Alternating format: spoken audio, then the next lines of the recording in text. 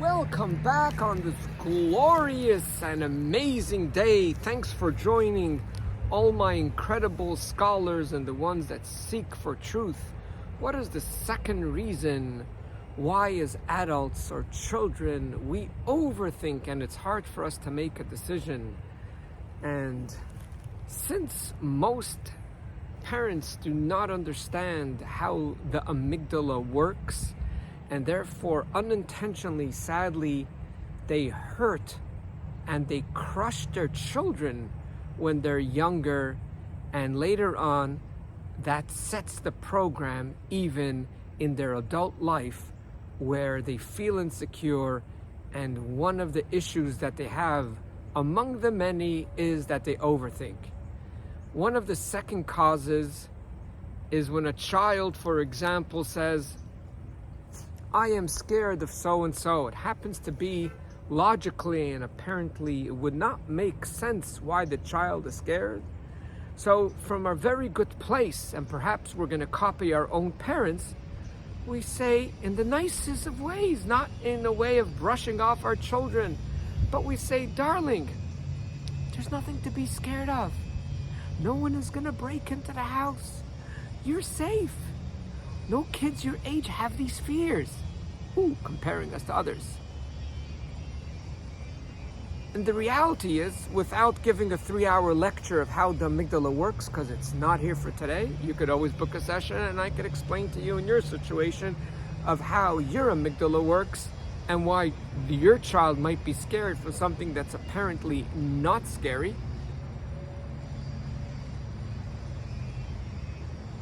A body does not lie. Let me say this one more time, even though I feel like saying it 10 more times. Bodies don't lie. So for example, just like physically, if it's a nice, beautiful, warm day and you have a child or yourself that suddenly feels cold and you're shivering and you're freezing, well, if it's 75 or 80, you shouldn't be cold. I know you shouldn't be cold. But when it comes to the physical realm, we understand something is off because bodies don't lie. They're not faking it, unless someone is a good faker. So right away we say, oh my gosh, my child, it looks like you're coming down with something. Last time when you got it, you had a fever. So now, with this example, you could understand the emotional realm as well. You could be in an environment that's 75, 80 degrees. People are sweating, people are hot, and yet your child or yourself or an adult is freezing and they're wearing 3 sweaters and they're still shaking. So you respect and you acknowledge, even you don't understand why this human being is freezing right now. Well, obviously, most of us know that something is wrong within the body and they're coming down with something, exactly the way you said before as the parent. The exact same thing applies when a child or a human being comes to you with an apparent unjustified fear.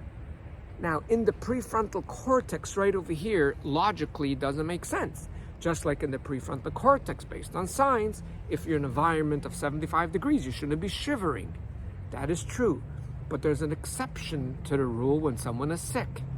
Now, when someone has something going on in their amygdala, there could be apparent stuff that no one is scared of, no one is frightened of, but this child had something. And for those people that have dealt with PTSD and they have gone to therapy, know exactly what I'm talking about, because that's the engine that brings us to places and gives us fears in order, well, it was meant there to keep us safe, but it drives us crazy and it hinders our lives. And we come up with all these fears that are so difficult to go through. And the worst thing is, more than the fears, when people deny our existence. They deny our existence. When I say, I am scared, I am real. And if you deny it and say you shouldn't be scared, you're saying I shouldn't be me. What, so I should cut off my fears? You want me to take a knife and cut out my amygdala and die at the same time once I'm at it? Like, what do you want from me? And it's not our fault because we weren't taught. And if anything, we were taught to do the wrong thing. We were taught to judge. And that's why I always tell people, and I might have mentioned it here several times, it's not that I do not judge people. I cannot judge people, because once any human being learns how the amygdala works, you will understand that the human psyche is extremely sophisticated. And therefore you can't judge. You might want to get information. And one day I can maybe write a book on 100 stories just where the whole world thought that this boy or this girl, this man or this woman was absolutely insane, and as we call it, overreacting. And based on the science, what I found out, and what I do find out, and what I just found out yesterday, another story yet, is that we never react because bodies don't lie. We might not understand. So if I'm scared of the water behind me, although you might not know the reason, I might not know the reason. And by the way, people that have fears about certain things, they're not trained how to connect to the amygdala and find out even the reason why. Some people do know, a lot of people do not know. So when I am a child and I have a feeling, whatever the feeling is, which is fear or confusion, and the parent says, you don't have to be confused, everything is fine. Look. The parent doesn't know that looking doesn't help the amygdala. That helps the prefrontal cortex, but the fear comes from the amygdala. Look, you're fine. We're safe. Why are you scared? No one else is scared here. I was going to go, not only you don't validate them, take care of them, and listen to them, but they become even more scared. And then they actually think, a lot of adults tell me they thought when they were children that they were crazy. But my goal here is not to tell you all the negative things that actually happens to this child. This child is convinced that they're hallucinating and they're scared for stupid reasons. And their judgment is not good. Judgment, including their feelings. So the fact that I was scared, that was something stupid, because I trusted my father, I trusted my mother, I trusted my caretaker. So now when I'm adult and I have to make a decision, my brain is already programmed by the age of 7 that I'm not someone to rely on making decisions. Because subconsciously, I'm not even conscious about it, but my brain is a weird brain.